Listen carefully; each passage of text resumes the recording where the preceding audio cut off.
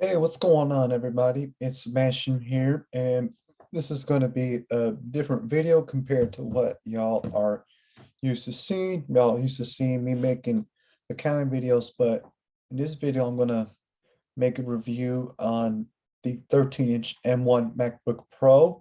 The model that I got last week is the base model, 8 gigabytes of RAM, 256 gigs of SSD storage. So here's my review on the 13-inch MacBook Pro. As most of you know, those of you that have watched review videos, the MacBook Pro 13-inch, comes with the two Type-C Thunderbolt 3 ports and a headphone jack. So I don't need to go into all the details on all the specs. You can read these online. So the first thing is, how does it perform? In terms of speed, the MacBook Pro, in my experience, has been pretty smooth so far. For the most part, it's able to run my tasks just fine for doing my homework, spreadsheets, YouTube videos, everything that I used to do on a Windows PC outside of Excel, I'm able to do on here just as fast, if not faster. And the thing I like about this MacBook Pro compared to the PC that I used to use for Windows is that it's more reliable in terms of glitches. It's not as glitchy, it's more secure, it's more safe in my experience in my first week using it. So some other things I like about this laptop are the battery life. The battery life is pretty solid.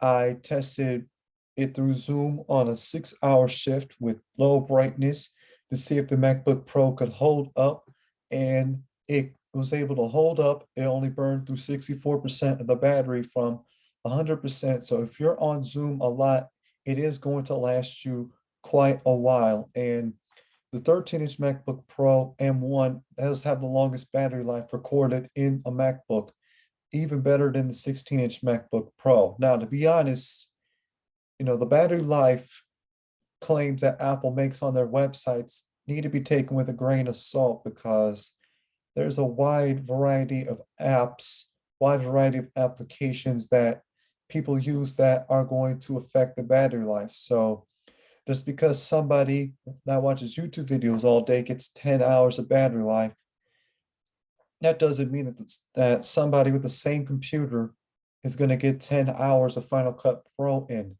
Both those apps are going to use up, different levels of battery. So that's something that you got to keep in mind, is to not take Apple's battery claims too seriously. You know what I mean? So that's what I like. The battery life is pretty solid. So that's one thing I like. Another thing I like, and this is controversial, but for me, I like the touch bar. Being able to customize the touch bar and not be stuck using, the volume, the brightness keys, and be restricted to the functions and stuff is pretty nice. And the main thing that I use it for, that's a game changer for me, is the screenshot button. Because normally, if you say had a MacBook Air or you had an old school MacBook Pro, if you wanted to take a screenshot, you'd have to press, like, I don't know, Command V, Shift, or some shortcut that you'd have to look up online if you want to take a screenshot. But with the touch bar, you can go to System Preferences, go to the keyboard, customize control strip, and you're able to customize the control strip to the way that you want it. And with the touch bar, there's a few different modes. There's the mode with the extended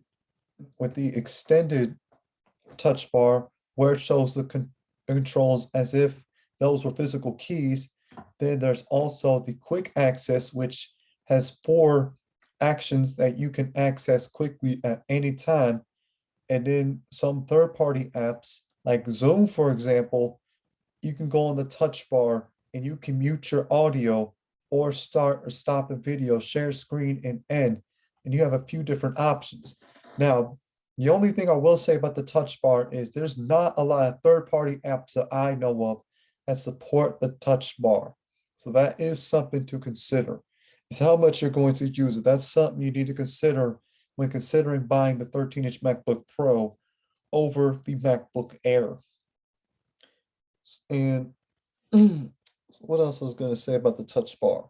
So the touch bar, for me, makes a huge difference. It allows me to take screenshots. It allows me to toggle and control the volume without pressing the button, back and forth and do, do, do, do, do, do, do, do. And the same thing with the brightness. While to most people, it's not going to be a big deal, it is nice and efficient to be able to control the volume with the toggle by scrubbing your finger along with the brightness. You know what I mean? And with how the touch bar works in Safari, there's a couple really cool features.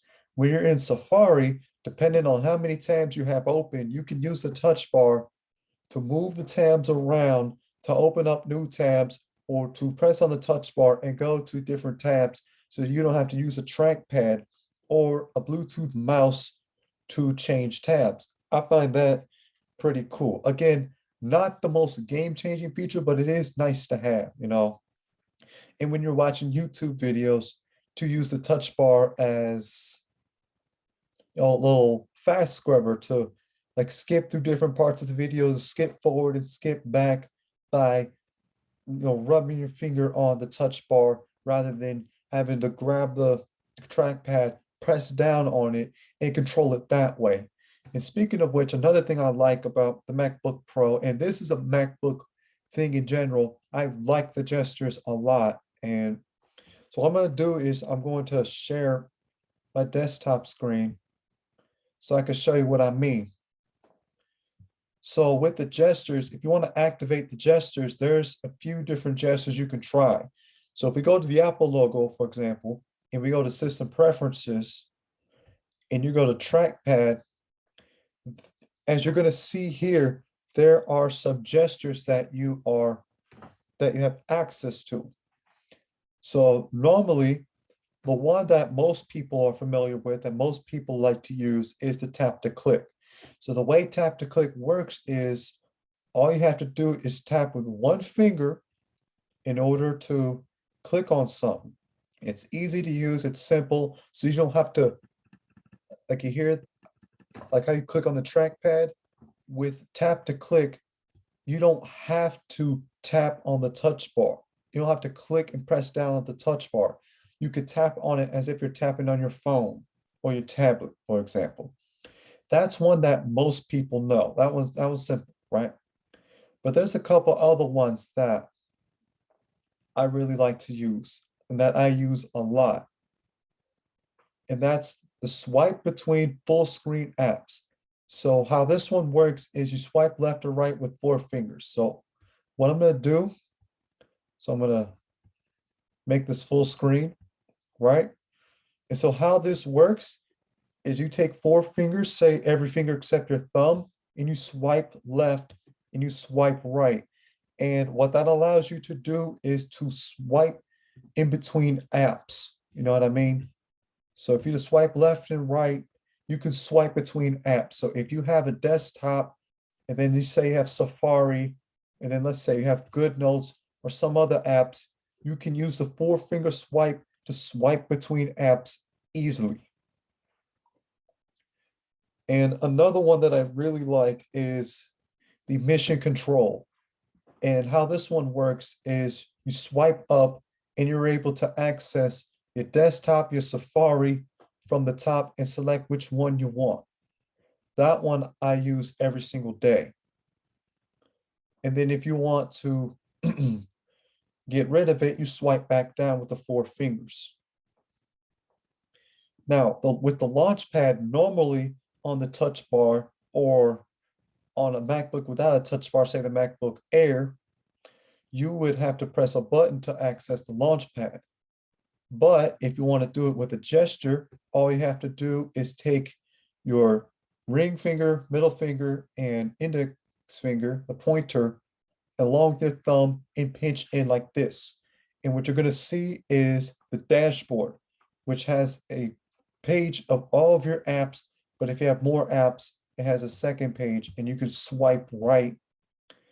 And when you want to close out of there, you spread your fingers right back out. So you pinch them in like this with 4 fingers, and then when you're done, you pinch them right back out. That one is really cool. And if you want to show the desktop, you would spread with the thumb and 3 fingers like this if you want to expose the desktop. However, there is one more gesture that is a game changer that you're not going to find in the trackpad and is hidden somewhere. And it's this one. So if you have 3 fingers like this and you drag on the trackpad, you're able to drag something around without having to click on the trackpad and do it with 1 finger. You could just hover over it with 3 fingers. And another one that's cool is if you use 2 fingers like this, you right click. So say you want to right click on, let's say Safari, for example, boom, there you go. You can do it with 2 fingers. But now, where do you get the feature that allows you, or the gesture that allows you to drag stuff without having to press on the trackpad? So in order to do this, where you need to go is you need to go to the Apple logo, System Preferences, you go to Accessibility, right? And once you're in accessibility, once you're in accessibility, what you're going to do is you're going to go to Pointer Control. And once you go to Pointer Control, you go to Trackpad Options. Once you hit Trackpad Options, you're going to see an option that says Enable Dragging. And you're going to hit a check mark. And it's going to give you an option to do it without the drag lock, with the drag lock, or with the 3-finger drag. This can be done on any MacBooks that support the latest software. So once you enable this, you hit OK, you're able to drag stuff like this without pressing and holding on the trackpad. So let's say, for example, we go to Safari, right? Let's say we go out of here and we want to separate this Amazon page, right? All you have to do is with 3 fingers, separate it, and just like that, boom, right? So that's really cool. So those are the gestures. That's something else that I really like about the MacBook. And the next thing that I like about the MacBook Pro, in my experience, is how split screen works. So what I'm going to do right now is I'm going to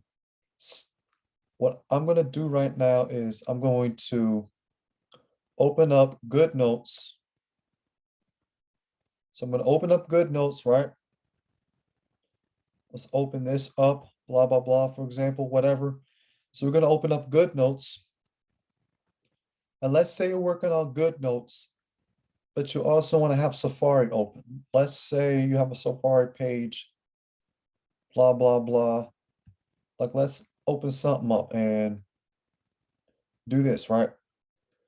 So the way to split screen, if you have 2 tabs that are not full screen, if you go to the green button, normally what would happen is it would make it full screen. Then you have to back it out, right? However, if you hover over it long enough, what you should see is the option, hold on. Oh, there we go, hold on. So you just need to give it a second. So what you should see is after you hovered over it for a little bit, what you should see here is some options. You have option to enter the full screen, the tile to the left or the right. Let's say for the Amazon page, we want it to the right. And then with the left, and just like that, you can easily split screen.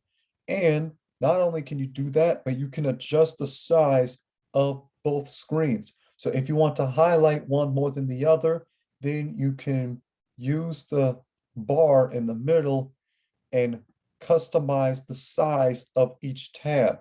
So that in case you want to highlight one, you can make it bigger while the other one is a little bit smaller. Or if you just want them to be equally as big, you can leave it as is.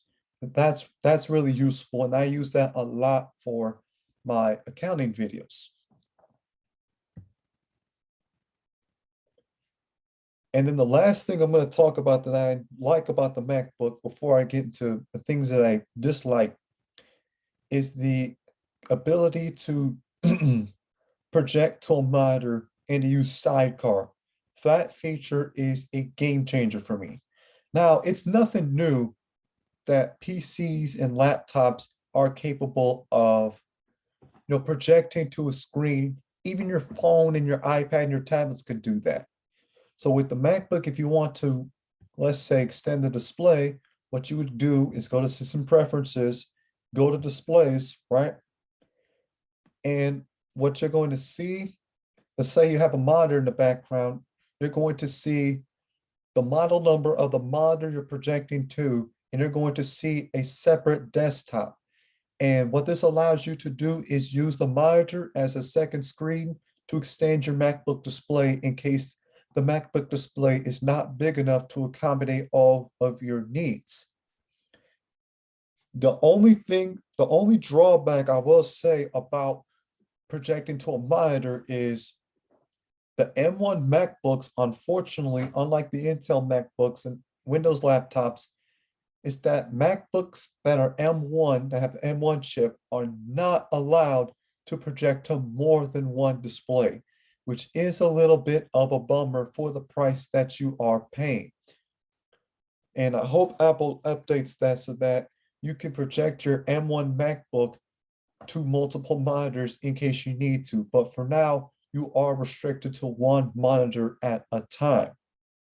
So that is something that I don't really like too much. It's not the biggest deal for me, but that's something that you might not like. That's something you should know.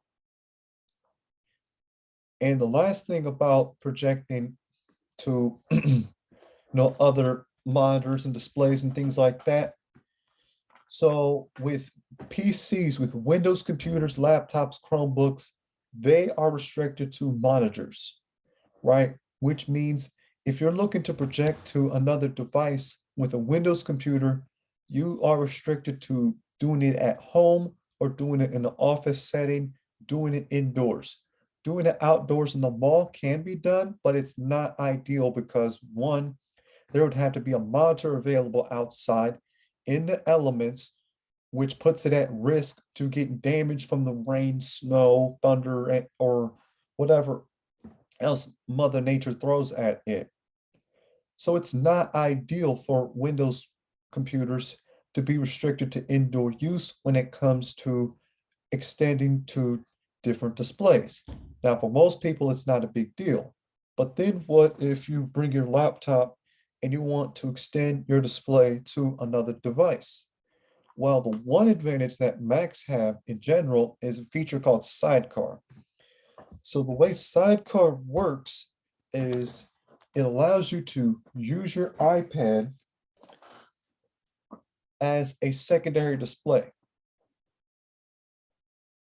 And this works as long as the MacBook and the iPad are signed in under the same iCloud account. That means that just as a disclaimer that you cannot take your MacBook and then use somebody else's iPad and make Sidecar work. It has to be two of the same person's devices under the same iCloud account. So one way you can make it work is you can go to the Apple logo, System Preferences, and go to Sidecar. And let's say it says my iPad Pro, right? So it says my iPad Pro, and what you're gonna see, so let me stop share and share desktop 3. So now you're seeing, so now what you're seeing is desktop 3 on my iPad. So it extends as another display. And something that's really cool with the MacBook is you can have up to 3 displays at once. You can have the display on the MacBook itself. You can have a display on a monitor in the back and another display on your iPad. Now, for most people, that's going to be overkill. That's going to be like, I don't really need all that. However, it is handy when you're out in the coffee shop, when you're out at Starbucks, like I was today while I was doing tutoring. Now, nobody came through, but the possibilities of being able to have one screen on the MacBook, say for Zoom, for example, and then somebody comes through and needs help, than to have another display to be able to help them. Or let's say you're watching a YouTube video or a documentary for an assignment on your MacBook and you're trying to take notes on your iPad, for example, an extended display. Sidecar allows you to do that. However, what Sidecar will not allow you to do is to use your iPad's touchscreen in order to interact with macOS. It doesn't work that way. It acts as a secondary monitor, as if you were connected to an actual monitor, right? Know what I mean? And there's two ways to connect Sidecar. It can be done through Bluetooth and Wi-Fi, or if you have a USB-C cable to connect your iPad, whether it's USB-C to Lightning or just USB to USB-C, if you connect it to your MacBook, then you can connect the Sidecar that way, and it gives you a secondary display that you can take with you anywhere.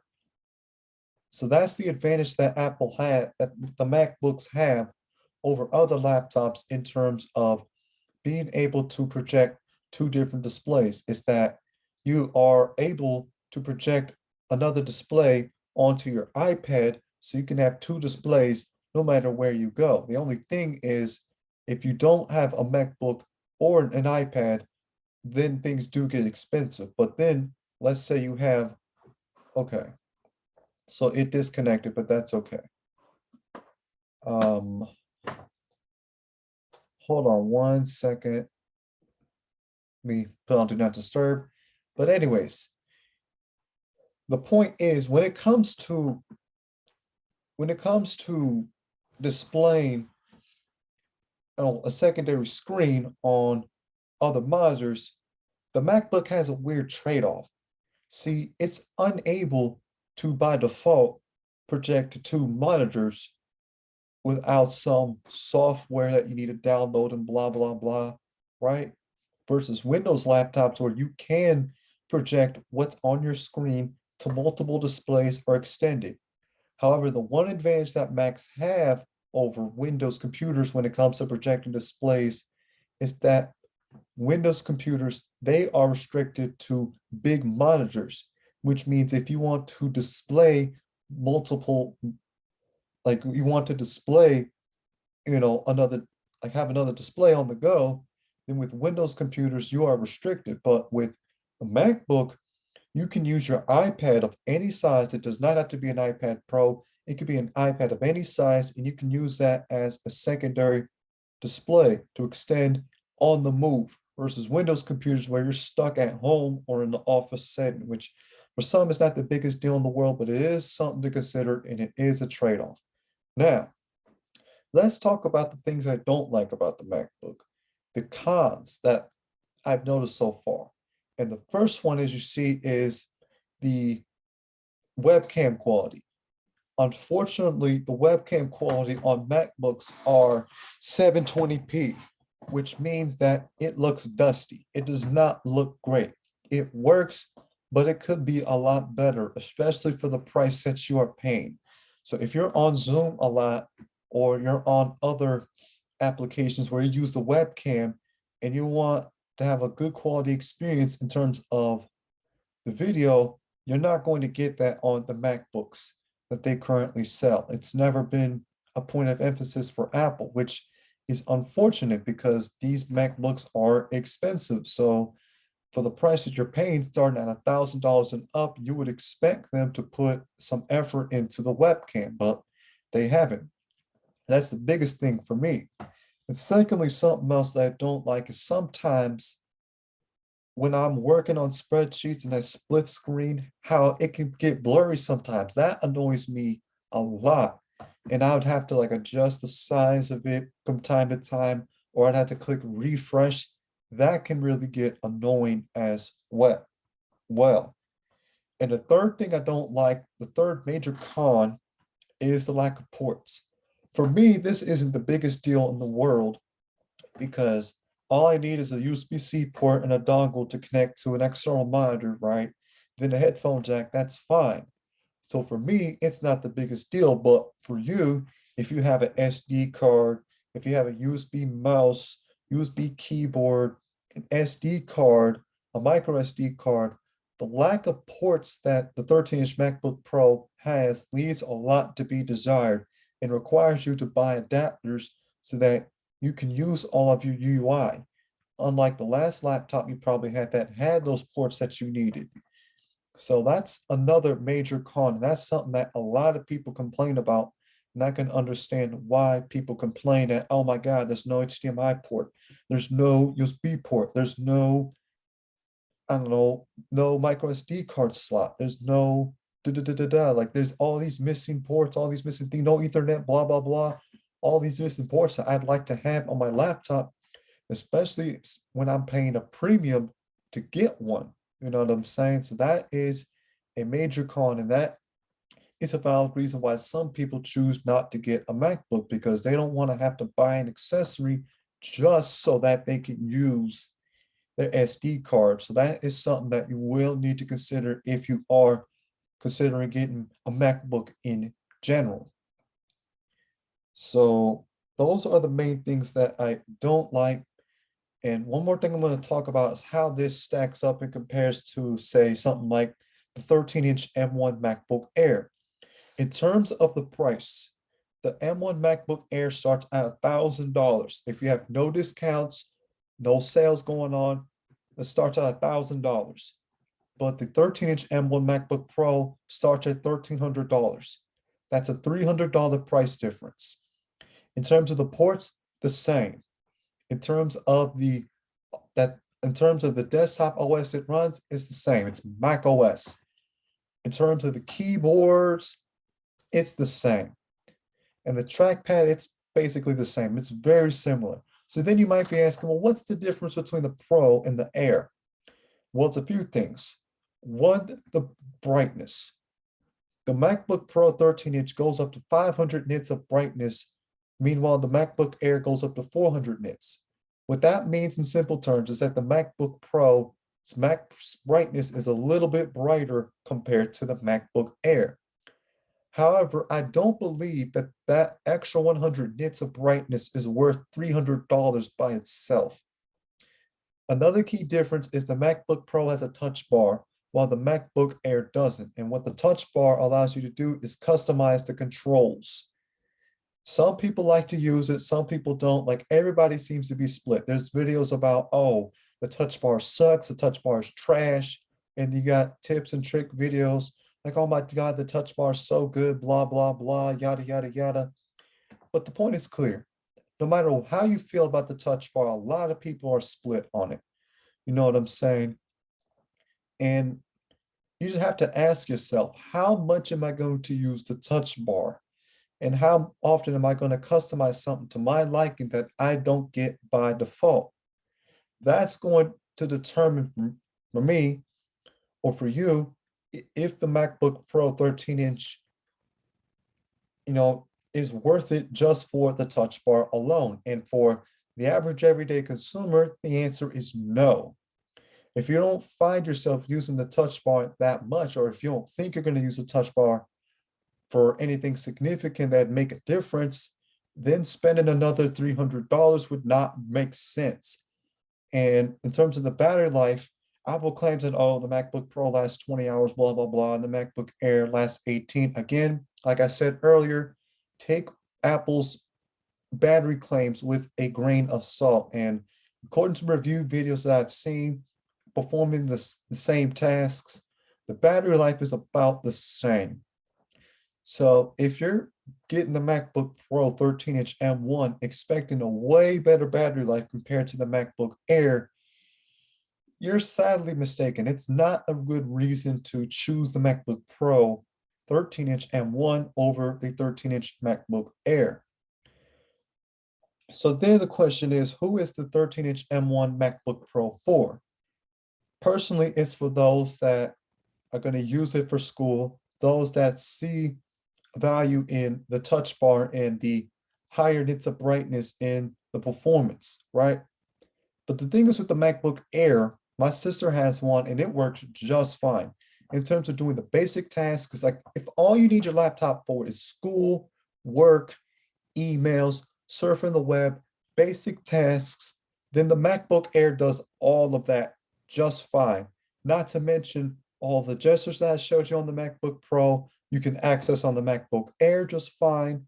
Or if you want to project it to a display, the MacBook Air does it just fine, just like any other laptop.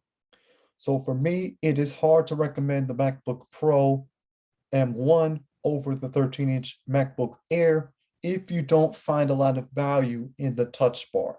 That's the main deciding factor for me. And that's why I got the 13-inch MacBook Pro, because I saw potential in the touch bar and I use it to control the volume, which is super convenient for me. I use it to use search to, hit, like let's say I want to search for something, right?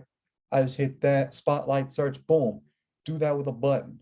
Or if I want to take a screenshot, I can easily do that with a click of a button, which you can't do on a MacBook Air. So it really depends on how much you see yourself using the touch bar. If the touch bar is not a priority on the MacBook Pro, then it is not worth spending the extra $300. However, if you do want to try the touch bar out and you find potential in things that you could use that you can't use on the MacBook Air, for example, like the screenshot button, like do not disturb, and other features you might find useful, it's up to you. So if you find value in the touch bar and the potential, then it is worth taking a chance and spending that extra $300 on the M1 MacBook Pro. But if the touch bar is not a priority, if you don't see yourself using it a lot or at all, then it would be wise for you to save $300 and get the M1 MacBook Air, and you'd be satisfied with your purchase. So that's going to do it for this review of the M1 MacBook Pro 13-inch. I'm going to take off and I'll see y'all later. Peace.